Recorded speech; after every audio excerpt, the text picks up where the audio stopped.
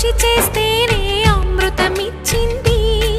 అవరోధాల దీవుల్లో ఆనంద నిధి ఉన్నది.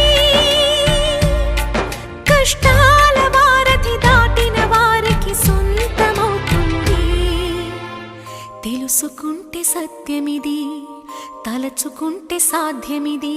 మౌనంగానే ఎదగమని మొక్క నీకు చెబుతుంది. ఎదిగిన కొద్దీ ఒదగమని అర్థమందులో ఉంది.